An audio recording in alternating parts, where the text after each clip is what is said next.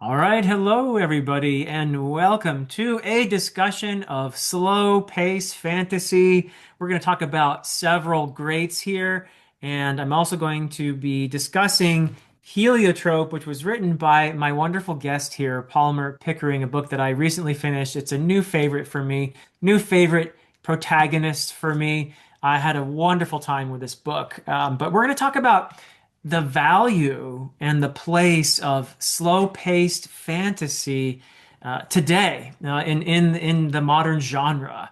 And we'll have some examples to talk about. We'll try to keep it spoiler free. And when we do start talking about Heliotrope, I'll initially keep it spoiler free, but eventually I won't be able to resist talking about some spoilers while I've got Palmer here. So we'll do that, but I'll wave my arms around and warn you when we get to those spoilers. But first, hello, Palmer. Thank you so much for being here. It's great to see you.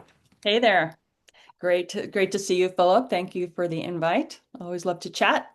Yeah, yeah. Well, I'm excited about this conversation because I am a fan of a lot of what people refer to as slow pace. Sometimes you hear people say slow burn fantasy. And as I was researching into that a little bit, what I came across is slow burn usually is in the context of romance. And that's where I think it came from.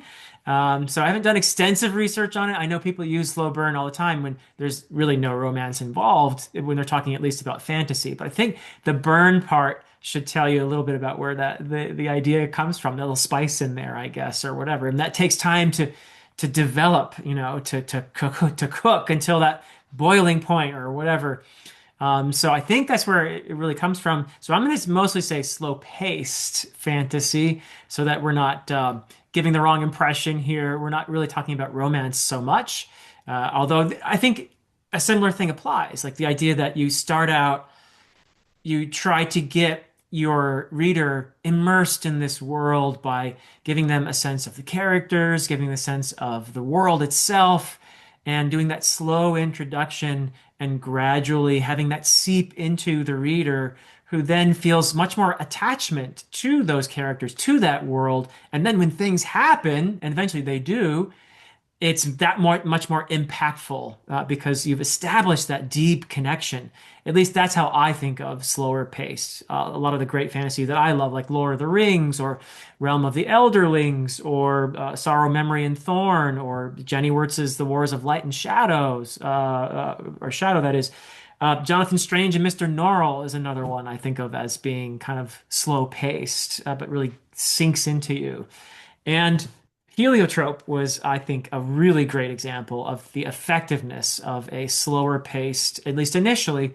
I mean, there are moments of action and peril and all of that, but you spend a lot of time telling your reader about how clothes are woven or how stone is worked and that sort of thing, or how metal is or blades are made, that kind of thing. And it helps the reader to feel immersed. So I've said enough for now, but what are your thoughts on all of this about the value of slow pace fantasy, or slow burn, if you prefer to use that term? Just your initial thoughts on all that. Sure. That's the kind of book that I actually tend to enjoy the most, and I have throughout my life. One of the first, I love Dune. I'm thinking of early fantasy books that were impactful to me. Dune comes to mind. Wheel of Time. When people Yes. complain about, the four books in the middle or whatever that are so totally slow. And as I was reading them, I'm like, yeah, I can see what people mean, but I'm loving every second of this. I like dwelling in a world that I like. And I really like hanging out with characters that are well developed. And I love watching magic systems emerge, right? And a lot of times I prefer the slow approach where, like you said, even in, the reference you talked about things boiling. I like having this boiling going on and kind of fermenting or whatnot. Um, I kind of prefer that to just being dropped straight into action. Um, because for me, as I write, I want to make sure that the reader cares about, you know, the characters and what's happening. And so, I mean, plenty of people start off with action and it works really well. Um, and I've, used that myself, but I really um, I like the slice of life stuff. And, I think that it can be done well and it can be done not well, right? So, as I was making notes before this, and I had some notes, some definitions of slow burn. The first one I put was boring, right? Like a lot of people consider slow burn fantasy to be boring, right? Um, People use the word descriptive sometimes as a pejorative. For me, well done, slow paced fantasy is highly immersive and it's highly engaging. But, as a writer who I'm learning my craft, how do I figure out how to make something not so descriptive that it bogs down the story and that it's boring? And, I think that I've gotten better at it over time. I think my debut Moon Deed sometimes did drag and was needlessly kind of descriptive potentially because, I was learning, and Heliotrope suffers a little bit from that. And I think as a writer, when I'm trying to figure out how something looks, for example, and I write it down and I don't edit it after, you can kind of tell. It's like, okay, the author is imagining the world on the paper instead of having already really distilled it and known. And that for me is why I do so much editing of my work, is I try to really be precise about what I want readers to take away from it. So anyway, I think there's a craft involved. Some people do it really well, some people don't. Like right now, I'm reading Empire of Silence by Christopher Rocchio, which I would say is a slow-paced book. And I really like it. I love that. And I immediately loved his work from the first chapter. And it had to do with the voice and it had to do with the character, right? So you talk about, Telio is the character for Heliotrope. It's really about character. And something like Empire of Silence is told from first person point of view, which I think makes it easier somewhat to do real character development with first person than third. But I always choose third. But anyway, I could go on, but I think the thing that makes slow paced fantasy good, when it's good, it's because there's some level of underlying tension or suspense, or the reader knows where it's going, as opposed to just characters wandering with no objective. And sometimes for Heliotrope, sometimes I did that well, sometimes I didn't do it well.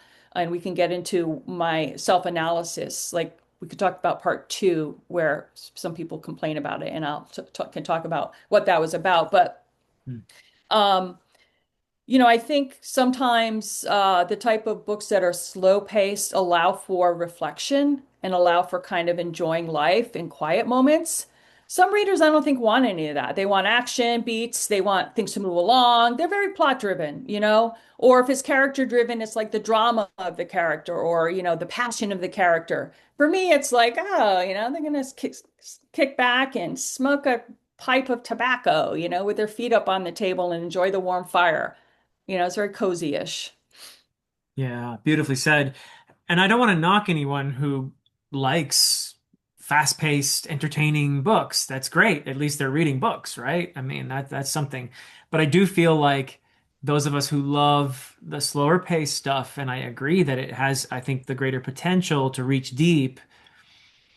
I think we're up against it in a way because we're in a very modern, fast-paced world where people are, used to immediate dopamine hits and explosions right from the get-go and Marvel movies and it's just really difficult to convince a lot of people that this is worth it. You will actually at the end of you get to that last page and you turn it and you will be so deeply affected by that story because it's got its hooks so deeply into you. you know that's what I guess I feel like it's hard to sell, these days. So I don't know how you convince more people to give slower paced stories a chance, but I all the time come across people who will say, I just can't get into Lord of the Rings. It's so boring. It's so slow. And they're in the Shire for 100 pages and nothing happens. And and then, well, yeah, that's kind of, I mean, that's important because when threats happen to the Shire later on, or the characters who are from there are transformed by their journey, you'll understand where they've come from, right? Exactly. Exactly. Totally. Um, Yeah. Yeah, I could look at I've read the first two books of your trilogy. which I And don't think, by the way, just to interrupt real fast, I don't think my stuff is really slow paced, but first book a little bit. I don't know. What do you I think? would I would say there are some chapters Uh-huh. that are slow paced. But in general, you have pretty high stakes. You start off with, very dramatic, inciting event, right? Right. That is transformative for the character, heavily transformative, right? Uh, but I think the second book, I would say, had more of an underlying tension because the objective was very clear and Yeah. the antagonist was very well defined. Yeah. Whereas in the first book, there was a bit of wandering and not quite knowing where the character or the story was going. And I put down as one of my things that can make things be more of the slow paced is wandering, or the journey being as important as the destination. And where it gets kind of loses the tension is when there's no clear objective other than getting away from something, Yeah. right? And you could say the heliotrope has falls into that a little bit. They're getting away from a situation, but where are they going? It's never quite clear. And so it lacks that reviewers or I've heard gotten some critique, which is, oh, you could have made this particular section have a lot of suspense if this had such and such. And I'm like, yeah, that's true. That's a good point. That I wish you had been my beta reader. That underlying tension is something that keeps the momentum and keeps people reading, even if there are times of quiet or times of reflection or character building, or if you want to use like gaming terms, side quests or gathering or crafting. And I love that kind of stuff. So in Heliotrope, I have some crafting sections. He's a stonemason, right? He's creating art. And so there's sections of him like in his shop, a chapter where he's in a workshop, creating a mosaic, and it's just the craft of or you think of Pillars of the Earth, that had a lot going on character-wise, but there was also like, how do you build a cathedral? The buttresses, the flying buttresses and whatnot. They get into the craft, which can be interesting. Um, so yeah, I was going somewhere else, but I lost it, so I'm gonna Well, if stop you going. don't mind, actually, I'd like to pick up on your point here and defend Heliotrope a little bit here. Because I feel like, much like with Robin Hobb's books in the Realm of the Elderlings, you have this very slow unraveling of the magic. In the Realm of the Elderlings, it's the wit and the skill. And you only gradually get the grander picture as you go further and further in the series. And it is released bit by bit by bit. And that is part of the magic. That's part of the beauty of this experience. You talked about that earlier when you said you appreciate it when you're getting introduced to the way the magic works throughout the course of the story, and it's not all rushing at you like a fireball at once, right? Um, and that is something, particularly with Heliotrope, that I feel is so intimately a part of the story.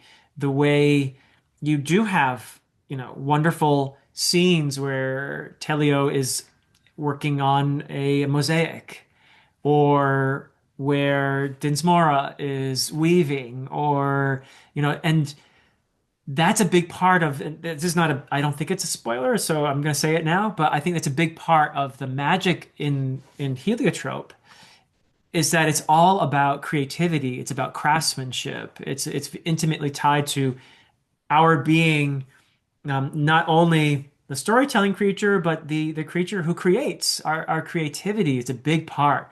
And I felt that so deeply. I felt that was such a beautiful part of the story. And I feel like if you had increased the pace and if you had, skimmed over that sort of thing, a lot of that beauty would have been lost, I think. That's my feeling anyway, is that I really appreciated that journey of getting to know and seeing what an insight it gives into humanity to understand how the magic works here, you know.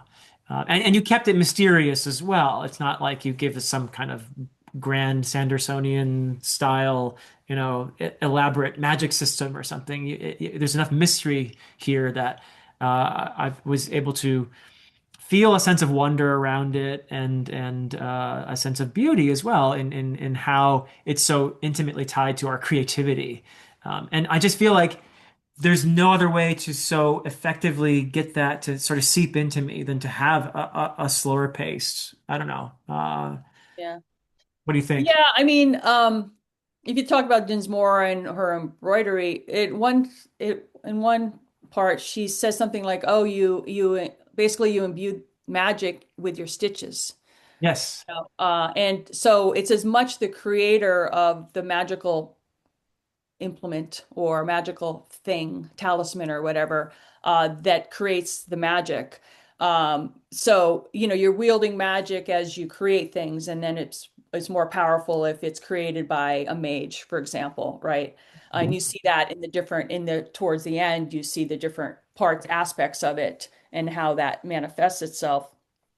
Um, and I would say, for this story, for Heliotrope, magic had been outlawed for generations, and it's basically a lost art. And so they were rediscovering it through the story. And so you go along with the ride, right? I do it third person present tense. Unlike, say, Empire of Silence, where it's told from the perspective of the protagonist Right. who is 1,000 years old, and he's speaking back and he's relating his story, right, with some wisdom and some insights and some knowing how things are turning out. In this case, I do it, third person, it's just straight on single point of view character where you only know what Telio knows, and Telio, is discovering things. He has, he's descended from mages. He has little pieces of information, and different people in the story have different pieces of information that have been passed down to them or they've kept or discovered, and then over time it stitches together into understanding actually what's going on. Um, so yeah, I think also I would say, if you think about what is a story plot driven or is it character driven? People like use those terms a lot, right? For me, Heliotrope is character driven. It's about the evolution of a person and overcoming, grief and, building a new life, and discovering his agency and his power.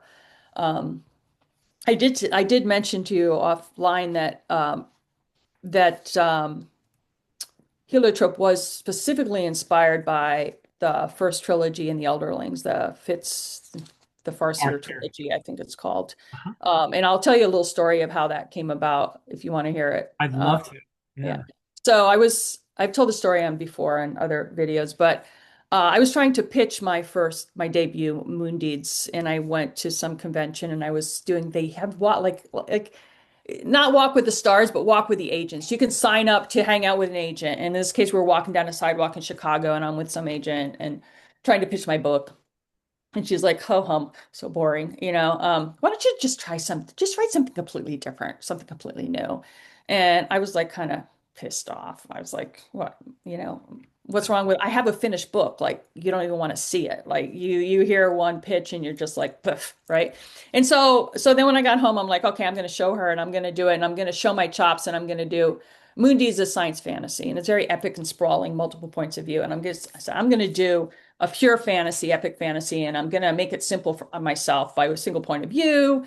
And let's see, what should I write? And I was like, okay, well, what do I love about books?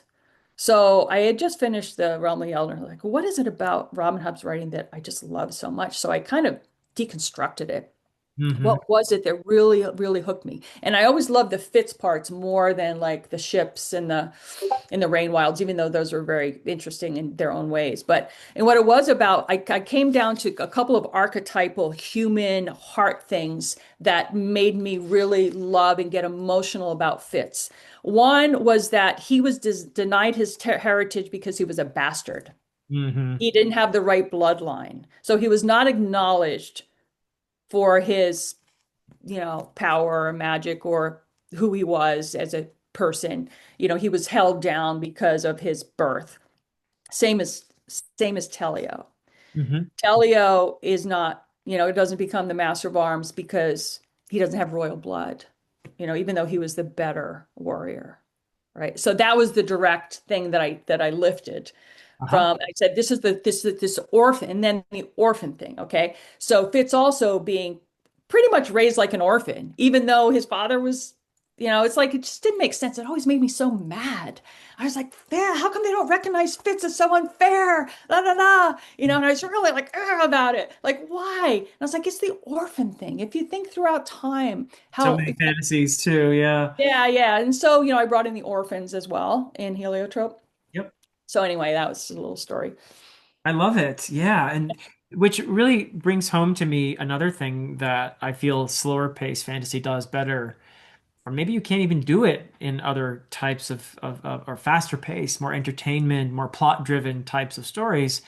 And that is conferring a sense of a life lived, and that's Realm of the Elderlings is a great example. If you read all the way through all 16 books, you get a real sense of a whole life lived. Right. It's incredibly impactful, It's similar to maybe Daniel Abraham's Long Price Quartet is similar in that way. You get some characters when they're very young, and in the last book they're very old, and you have this incredible attachment to them as if you've been there the whole time. And even if there's between the various books or series, there actually are gaps that you weren't there for. You still have this sense of an entire life that's been lived, Yeah. because you do get to see many of the ordinary moments of it, as well as the epic, exciting stuff. But you have to have those ordinary moments in order to feel like you've witnessed this passage of a life, right? Right, right. And you And I get to feel, know the person. yeah. You really feel like you know them, you know. So I came up with a comparison for something that is not a slow pace. And I came up with Matt Dinniman's Dungeon Crawler Carl as the It's total so much fun. opposite. Yeah, Just yeah, the boom, but a boom, but a boom, always crazy stuff. But you still get to know him, his like his part boxers, the yeah. cat, you get to know from the little things that are slice of life-ish, you get to know him, you know. But yeah, I mean, that is just completely like always like heart pounding, right? And it's intended to be that way, and it's certainly not like a Robert Jordan thing where you're sitting back and sipping tea. Although Matt Dinman's character does, can't remember his name because I read it the first one a while ago. He does have his moments of sitting back and drinking energy drinks or whatever the heck he drinks. I don't know. Um, but yeah, I think in terms of Carl. the Carl. highly Yeah, Carl. Carl, of course, Yeah. Dungeon Crawler Carl is in the title. Yeah. Um, yeah, but I think the overly descriptive stuff that people criticize my work for, and I criticize myself sometimes when I reread is, um, I wrote that way because I wanted to get to know the characters, Yeah. and I like reading that kind of work because I like to dwell and be immersed in another world and to really feel like I'm there, you know. And so I write what I like to read. Not everyone likes that kind of stuff. I mean, a lot of people like can't stand Robert Jordan's writing, like they hate it, and I love it. It's a preference. It's a personal preference. I guess, although I do feel that there are more pressures today that are pushing people toward the more plot-driven, quicker pace stuff. You have to compete with video games, and you have to compete with, the internet and phones and everything. So it feels like And I might be wrong. I know there are plenty of people like you and myself who appreciate. I do like the fast ones too sometimes. I love Dungeon Crawler Carl. But I don't feel them as deeply. Like I will probably, I've only listened to on audiobook to the first Dungeon Crawler Carl. Maybe at some point in that series I'll get emotional but so far it's been mostly laughter, and there's some pretty keen social commentary in there as well, but I don't feel a vast emotional connection to the characters really. I feel affection, but I don't Yeah. feel even with Carl, I like the guy, but I don't feel like he's entirely three-dimensional either. He seems like a goofball, and a lovable goofball, but that he's a bit of a trope, which is not, by the way, I don't mean anything negative by that. Yeah. Trying to survive a But crazy, to crazy situation. but to get a Fitz or to get a Telio or to get just a character whom you feel like intimately. I think it's Marathon. yeah, I mean Arathon. It's just far better or easier, or maybe the only way to do it is slower paced. I think, but there are some. I guess there are examples like not all of my favorites, like Malazan, for example. That's famous for throwing people right into it, right? In medias res, boom, and you're in the midst of it, and you still do get to know those characters really deeply. But there is something to me about that, like in Memory, Sorrow, and Thorn. For the first couple hundred pages, you're just getting to know these people and this castle, and that's just there's something really human about that. Yeah. Yeah. I was trying to think if George R. R. Martin's if his series, the Game of Thrones series, is it a slow paced or is it I not? don't think so. I wouldn't categorize it that way. It's Yeah. vast, it's big, but Yeah. if you just read the prologue in the first book, he starts out with a, kind of a bang there, really. But Yeah, and he does have huge events all the time and deaths and stuff. But I abandoned reading it at some point. I can't remember which book it was, but it was a really slow-paced thing that I was like so bored. It was the Fish King. The Fish King is out in like this knee-deep water, and it just went on and on and on. I'm like, oh my God, come on, like make something happen. I don't even like this guy, And so I just stopped reading it. I'm just like, I'm done which is pretty hypocritical because I normally like, and I'll go back to it at some point. But um, I don't know. And then I heard George R. R. Martin speak one time at a convention, and all he did was he read the back some appendix of some book, which was it was the lineage. And he spent oh a half an hour just reading, and he was the son of such and such and the grandsire of blah blah blah. And I'm just like, Yawner. I mean, wow, but he was so into it. And I'm like, oh, I can see he's really world building. He's knows all the family, all the kingdoms and royal trees and everything. And you can see that's what it's about. It's about all these royal families and how they're interrelated and so anyway, interesting stuff. yeah, But he I does I appreciate personally history. He does love his history, that's for sure. Yeah. Yeah, yeah. And I personally love again slow-paced books which and they tend to be long and so I don't read as many of them. And sometimes I'll set them aside as well or go back to them. I just have to be invested in the characters basically. Is what it comes down to. And, Yeah. yeah. And magic systems. Like Robert Jordan and Wheel of Time, what I really love, and all my books have sort of riffed off of some of his magic systems. He's just got so many and they're so deep. And they just go on and they get deeper and deeper. And he's just got some brilliant things, plots built around the the magic systems, like the leashes things, the Oh women yeah. who are released, that whole thing is just a whole magic thing. And how they travel, like similar to they travel through portals, Yeah. similar to Realm of the Elderlings, so but there's so much magic in there.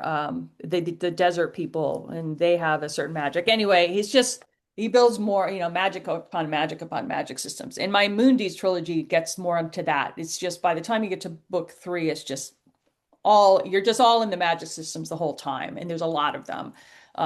And so I love that. But you need time to develop that.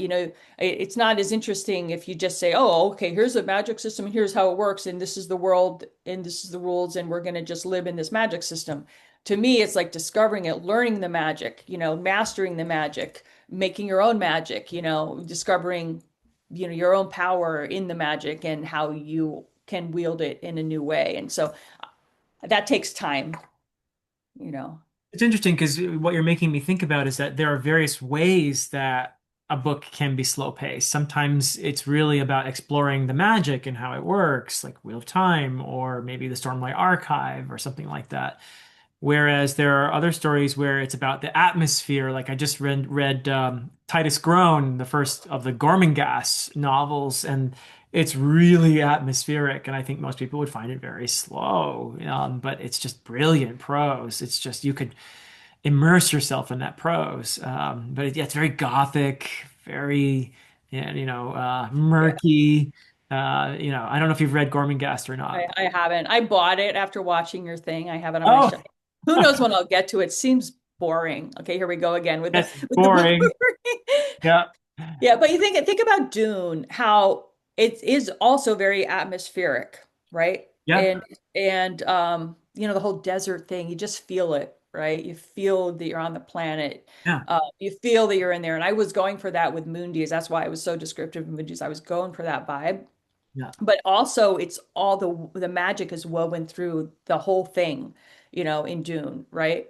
So much of it is about the magic or the science fiction part, like the worms and stuff. There's always the plot elements are are the magic. The plot elements are the fantastical pieces, you know.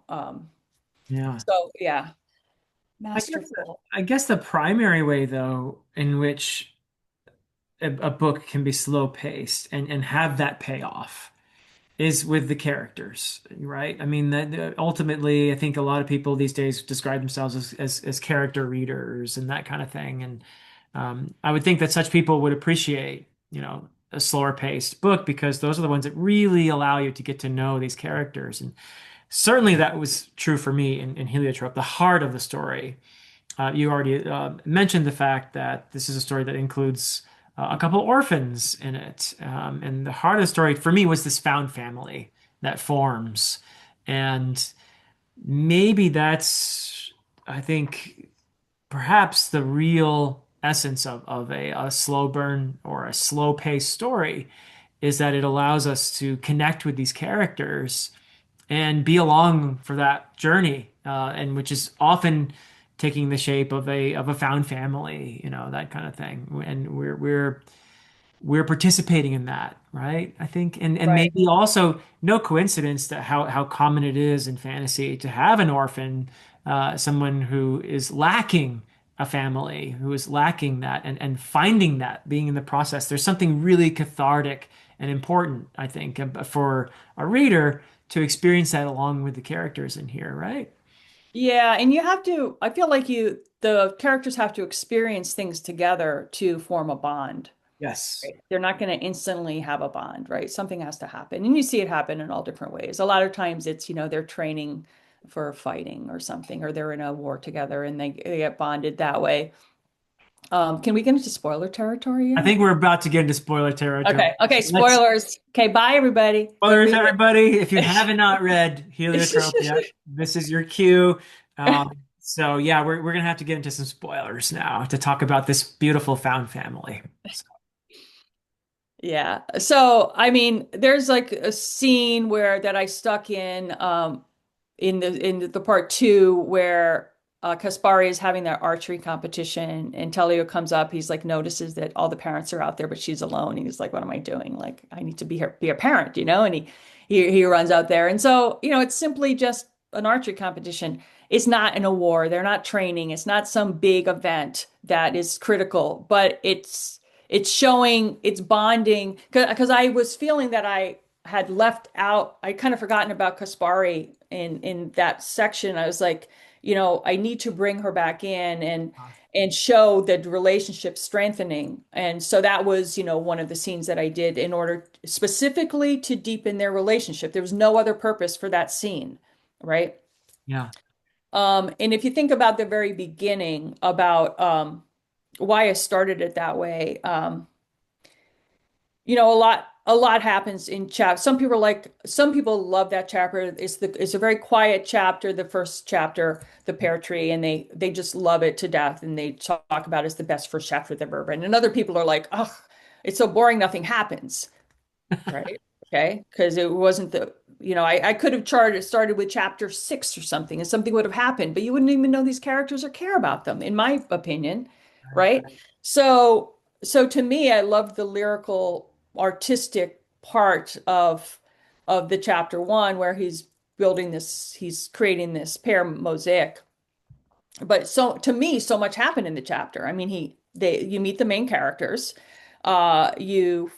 See a bond between these two characters through, you know, kind of funny in a way. The two main characters meet each other and form a bond innocently.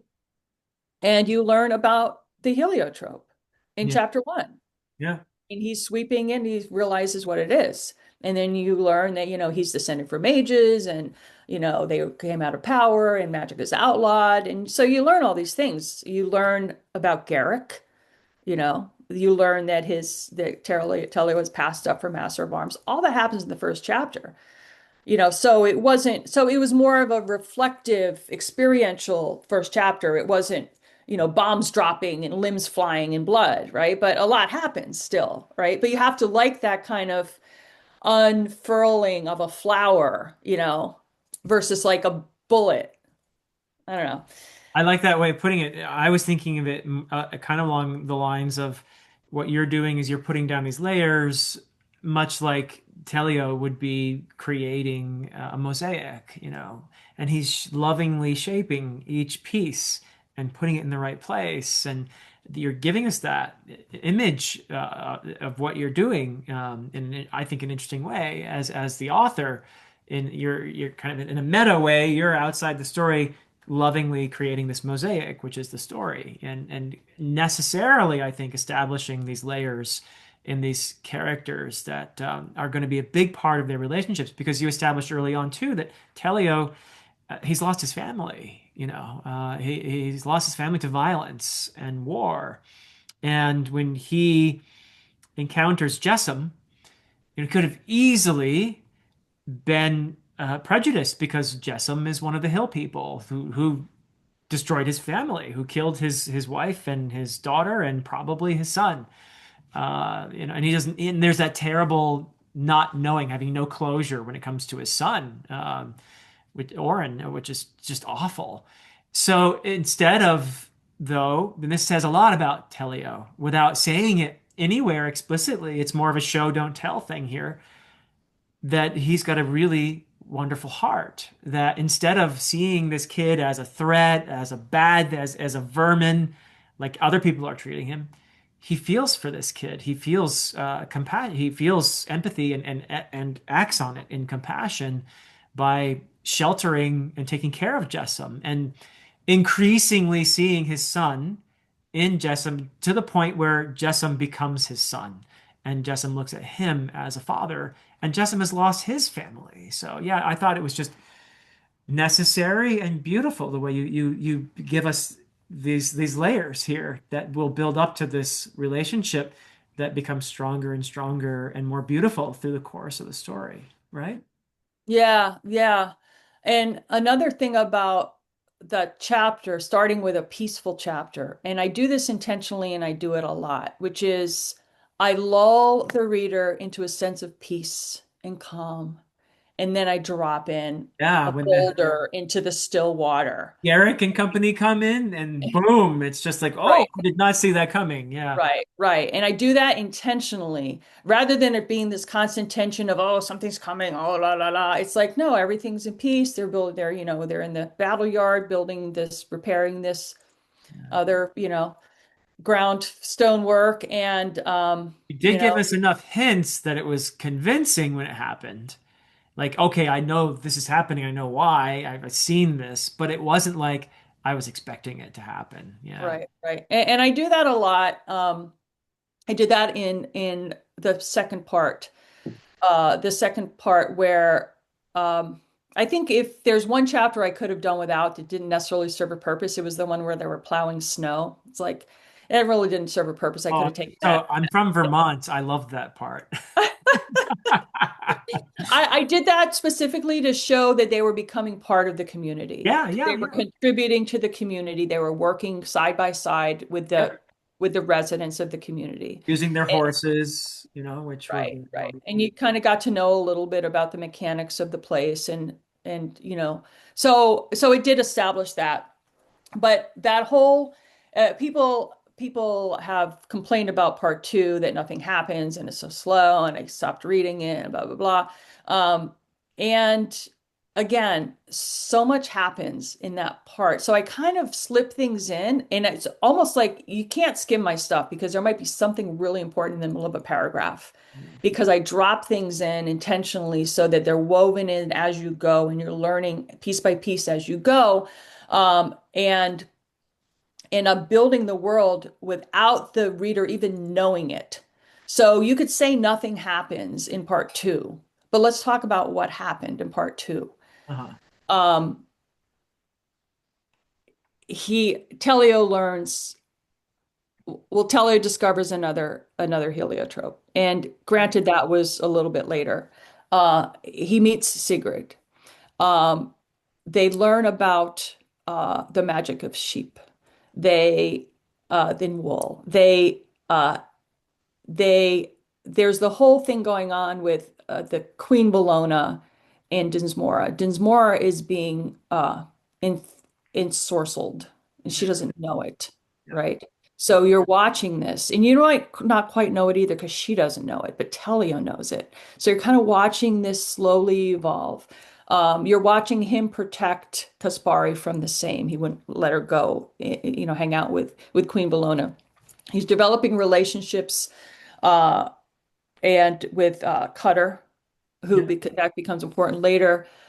He's learning his craft. He's building more mosaics that have magical properties, like they meet Hunter.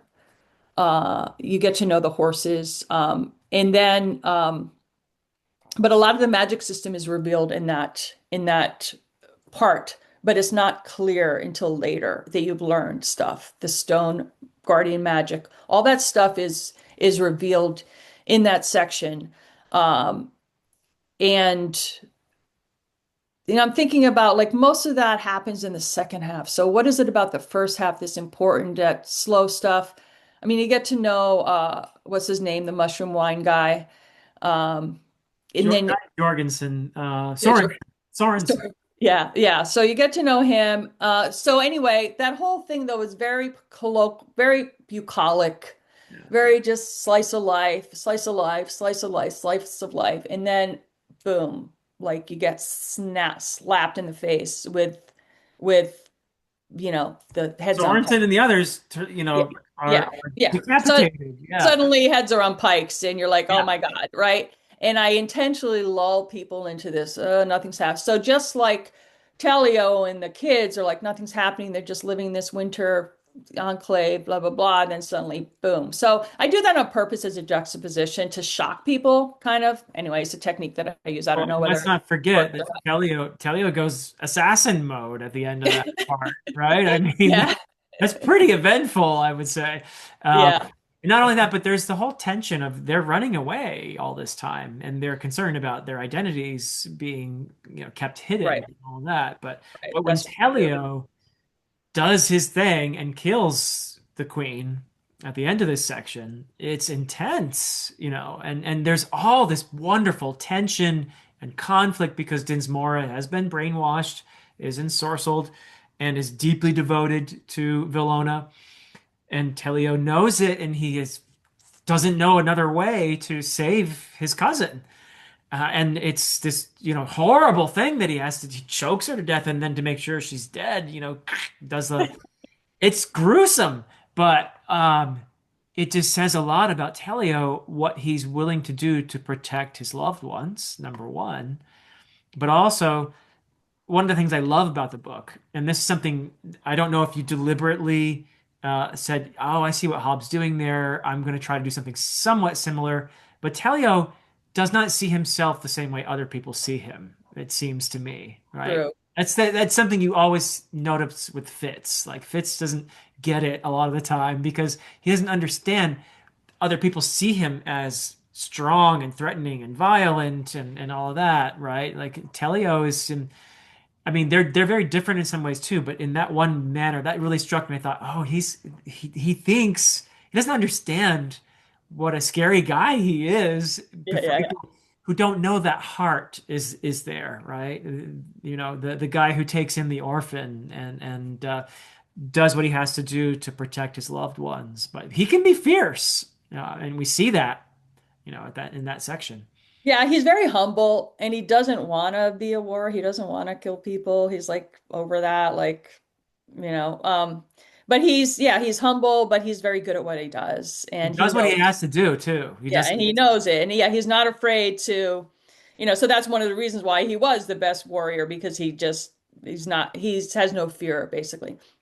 So yeah, I think, there is a scene where he says, "Oh, he has two scars. He knows that it makes him look mean, and people get scared of him because of his face." And Mhm. and he, you know, even though they were, one was from a broken bottle in a bar fight, and one was from a horse kicking him, but people think that it's from battle scars or whatever. There's Yeah. also the animal companion piece, Yes. which Fitz has, Night Eyes, and Night Eyes is a real animal companion in that they're like bonded, mentally bonded, right? Um, and they could kind of read each other's thoughts and stuff. But there are a lot of animal companions in Heliotrope. They're not true magic companions. They're not like spirit animals, right?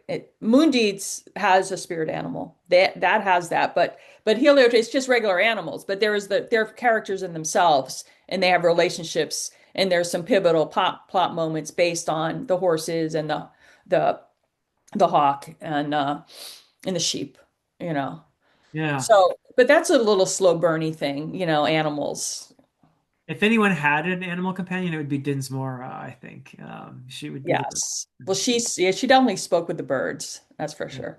She deserves a whole book on her. She's a character that could have been developed out much more, because she's very intriguing, her hidden forest with the magical ward and how she talks with animals and the embroidery and stuff. Yeah, she didn't get her due in that book for sure. But I will tell you one scene that I loved was when she, near the end, has it out with Telio, and he thought all this time that he wasn't forgiven, but she, she has to make it explicit because he's a little slow, I guess, and or whatever, but she loves him. She loves her cousin, and they're like really close friends.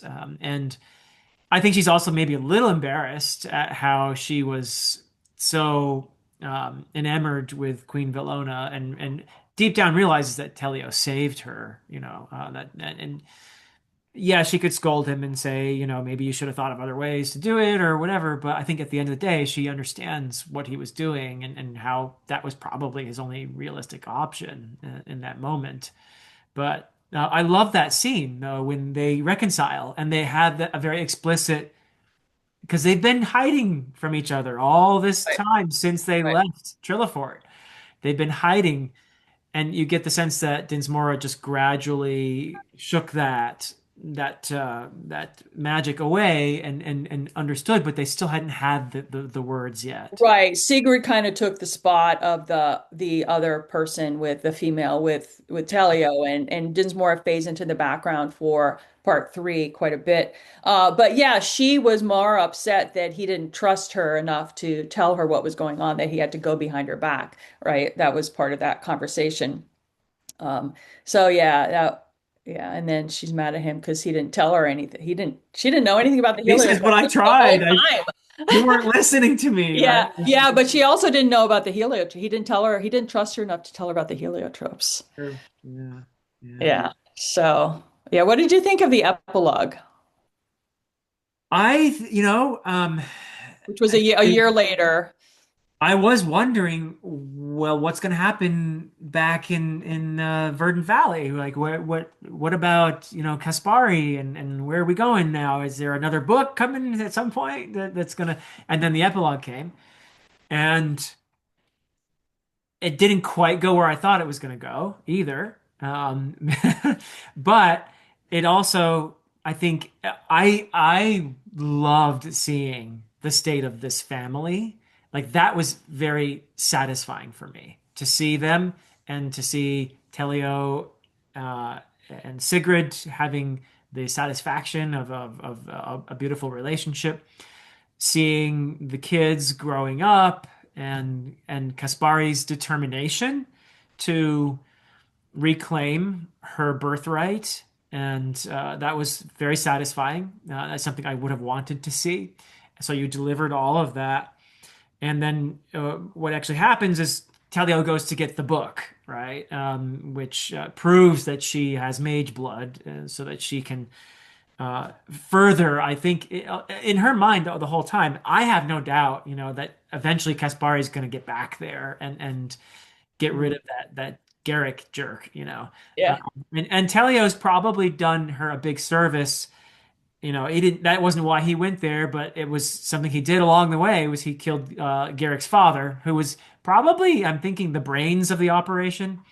yeah, So that's going to make her future, path that much easier. So that's how I took it all. Uh, yeah. uh, Yeah, but for me, it was really being the bring the magic of the mages kind of as a new age of the mages, the seven together, kind of a unit, and just bring the whole story full circle back to the pear tree, back to the garden, back to Garrick.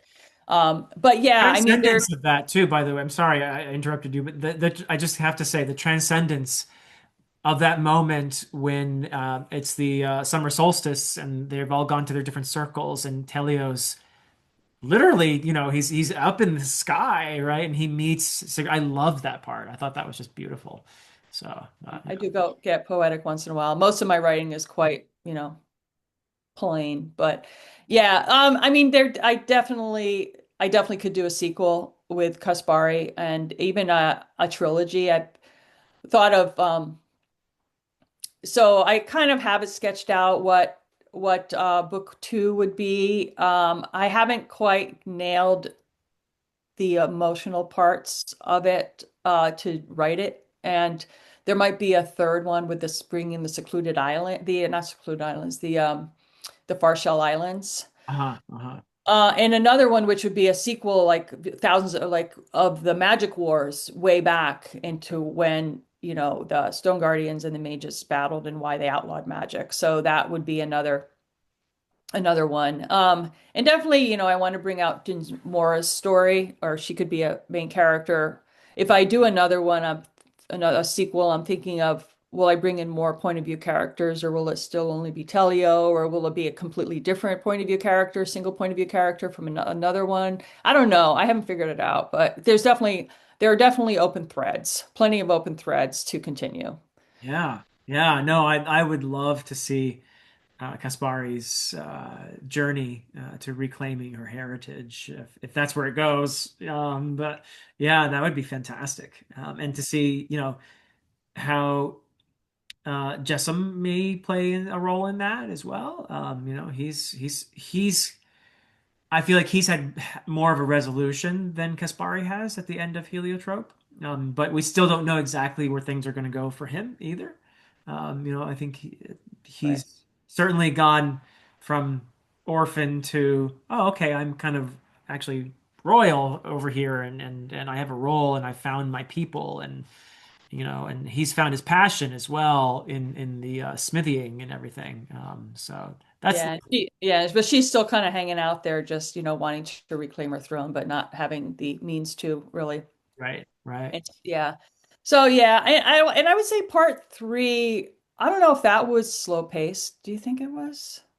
No, I mean, I don't think so. I mean, there was a good bit of action there, really, I think. Yeah. Yeah. Yeah. I mean, there are a couple scenes at the Red Flag Castle where they're just kind of hanging out and or he's sick or injured or they're having tea with her aunt, Yeah. Um, and in the village, Jessam's village, there's a couple of kind of bucolic scenes of just sitting around. But yeah, I one of my favorite action sequences was the four generals.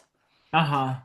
Where he goes from general to general, where he's like he's Yeah. all fired up with his diamond magic, and he's Yeah. uh, somewhat transforms his personality.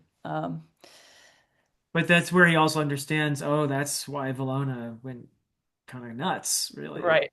He was kind of possessed by this magic, which That you can't control. clearly It's gives you an inflated sense of self. I mean, some leaders don't need diamonds for that. But but here it has that effect for sure. Yeah, yeah. But yeah. Well, Well, and it was very satisfying, and Telio going again assassin mode in a big way here, but he doesn't always do it by himself. I love that Sigrid has to bail him out, especially when he's battling the one general guy. Brainwald. Yeah, Yeah, and so it's Sigrid low key kind of saves the day here, a couple times, I think. So yeah, yeah. She's definitely a force to be reckoned with. Yeah, some reviewer was commenting that I didn't develop her personality enough, and I guess that's maybe true. But there was the scene where they found her brother's bones, that you was know. powerful. Yeah, yeah, Um, yeah, and that yeah, was, I think, an important moment for. The bond between Telio and Sigrid really takes off there because he has the compassion once again. It's a risk he has to take to bring her there, right? yeah, He doesn't know her really well at all at that point, but he takes her to her brothers, and I think that's a really important moment in that relationship. yeah, yeah, definitely. Yeah, that kind of cemented their relationship. I mean, there was the dancing the sword together. That was pretty much about the only other thing they kind of did that was meaningful until they started fighting together. So yeah, I could have built that out a little bit more. But it's already 800 pages. What do you want? I mean, yeah. I But mean, I wouldn't say no to a sequel. So I could have broken into three books. I mean, each part could have been its own book almost, but I wanted to ask you actually, as you were writing it, in terms of the structure, did you approach it as okay, part one, part two, part three, or is that something that emerged in the course and you realized, oh, I have a structure here? How did that uh, actually happen? no, I knew it was going to be. I knew it was going to take place in the three locations, um, and I considered all my long books are broken into parts, and I consider breaking the books up into the parts, but the parts themselves don't necessarily have enough of an arc. I feel like the arc isn't strong enough, each book on its own. So the books themselves are an arc, except for Moondeeds, which is an obnoxious cliffhanger. The arc for Moondeeds actually goes through part one of Blight Fighters. So that's an obnoxious thing that I did because of page count. But in general, yeah, I just didn't feel like they would stand up alone as their own books. But yeah, but I knew it was going to be those three locations. So, but I did do that book. Heliotrope was somewhat of a pantsing book. I kind of knew where it was going and how it was going to end, but I didn't necessarily know how it was going to get there. So there was some discovery there as I wrote it. Yeah, I'm experimenting a little bit with that myself in my current book that I'm writing. I'm much more of a planner. Naturally, I'm a planner, but I'm forcing myself to be a little more of a pantser this time around. So we'll see how that goes. So the Eden trilogy was all outlined out. Very much so, in great detail. Yeah, yeah. Although I will say there were moments when the story just said, "No, you're actually going to go over here now," and I had to listen when that happened. So it didn't. go entirely to plan. In other words, there were things that happened that I hadn't anticipated, characters who emerged, especially in the third book, actually, that just grabbed me and said, "Listen, buddy, you've got something else to do over here." And I was like, "Okay." I find that to be very fun as a writer when that happens. Yeah, yeah, yeah. Yeah, yeah. Your subconscious is imposing itself. So you've written the little prequel. What else are you working on now? Yeah, so actually, it's a little sequel. While Oh, okay. Darkness Gathers happens after about 16 years after the trilogy, and then 60 years before is what I'm working on now. And I am Okay. working on a prequel now. So, Oh, okay. So the little one with the dragon stained glass is the yep, sequel? that's a Okay. little sequel. Yep, yep. Okay. Yeah. Yeah. While Darkness Yeah, Gathers. well, don't I haven't read book three yet, so don't tell me anything. Okay, no I'm spoilers. looking forward to it though. Yeah, Yeah, that's good. Yeah. but I could see where someone would look at book one as possibly a slower paced book. I don't think of it overall though that way. I think there's more of a maybe George R. R. Martin influence in there, or something a little more action. But I love slow paced reads Yeah. myself, and I think in your book too, I read the book one a while ago, so I don't remember the specifics, but the book two was fairly recent. So I recall some of the training sequences, uh-huh, yep. some of the relationship building, those you could call slow Yep. burn. Oh yeah, I think those are so important, and I even for maybe my own personal taste, I could have done more of that. But what I worry about is, oh, am I going to lose some readers here if I really get into that? Yeah, so I wanted to address that comment that you made early on, which was, there's the readership for slow paced books, so the writers are under pressure to be more action, plot oriented. Yeah, And my response to that is, look, there's not a lot of fiction readers to begin with. I mean, a lot of people don't even read. The statistics in the US of people that read fiction is low, less than pretty 50%. dismal. I Yeah. want to say in the teens, but it might be 40%. I don't know. Because you get a lot of romance readers, you get a lot of, Mhm. so there are a lot of readers still, but a lot of people just don't read anymore. Or they're like, I haven't even read a book this year, which you would be unheard of. Like when I was growing up, really, it would be like unheard of.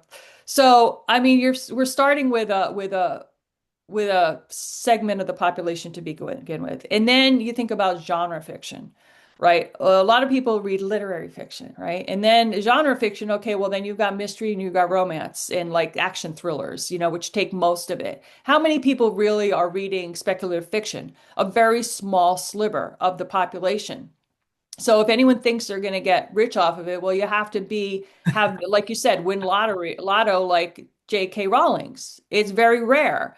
So I have given up long ago thinking that I'm going to make a living writing. Back when I quit my job, I realized I'm like, oh, okay, this is not a money maker.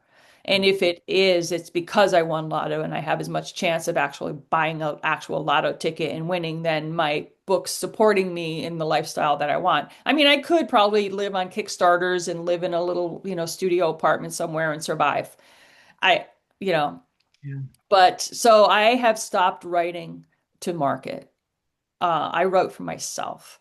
Yeah. And I write because I love writing. And even if no one read or bought my books, I would still write because it is it's something I have to do to keep myself sane. I have a very kind of obsessive personality where I fantasize a lot, and fiction is how I channel it into something productive and healthy. Yeah.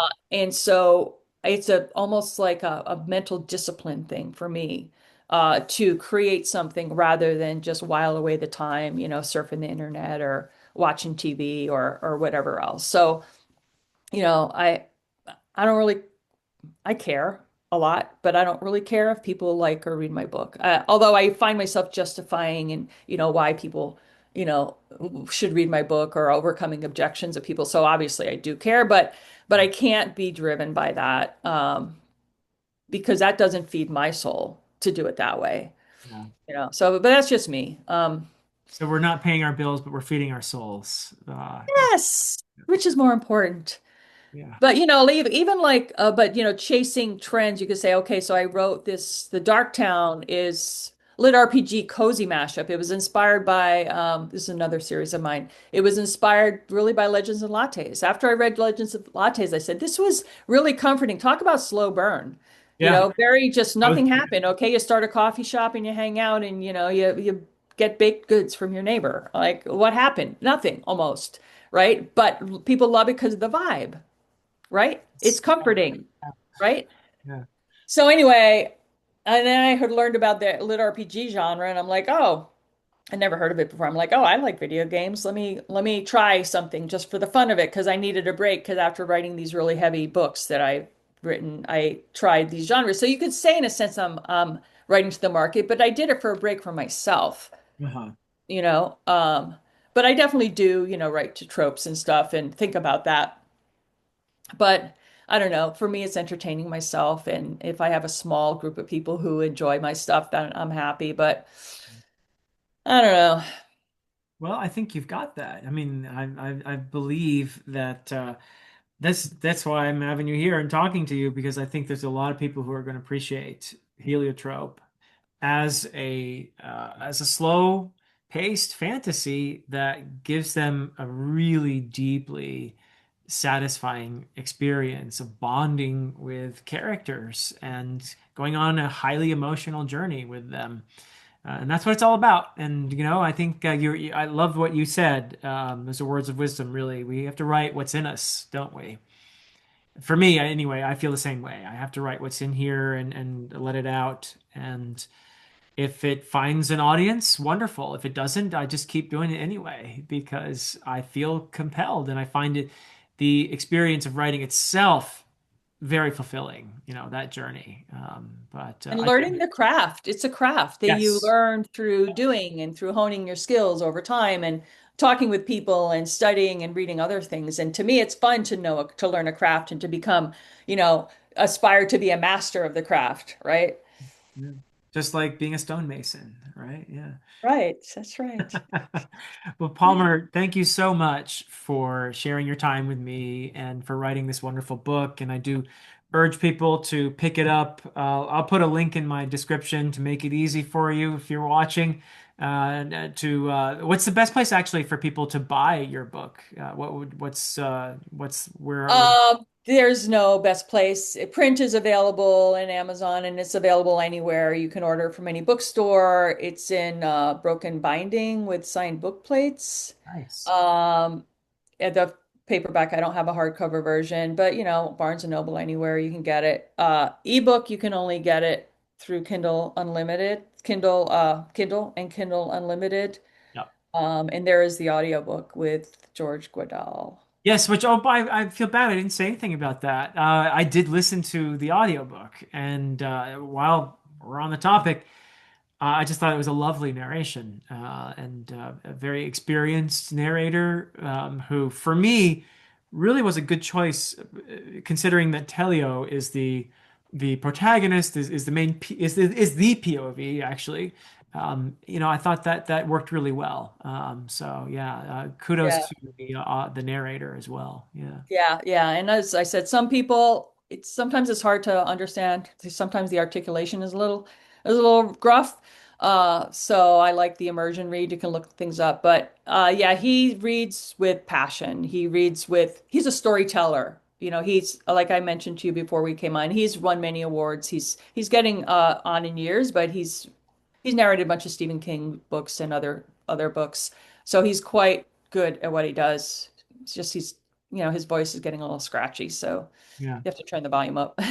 But Works yeah, for he Telio reads though. with passion for sure. Yeah, yeah, wonderful. All right, well, I'll leave it at that. But thank you so much again. And link in the description to procure yourself a copy. I'll probably do Amazon because it sounds like that's where they could get the ebook, Yeah, the yeah, physical, and the yeah, audio. and the audiobook. Thank you so much for inviting me on and for reading my book. It's really an honor and a pleasure to speak with you. All right. But that is it from us for now. Till next time.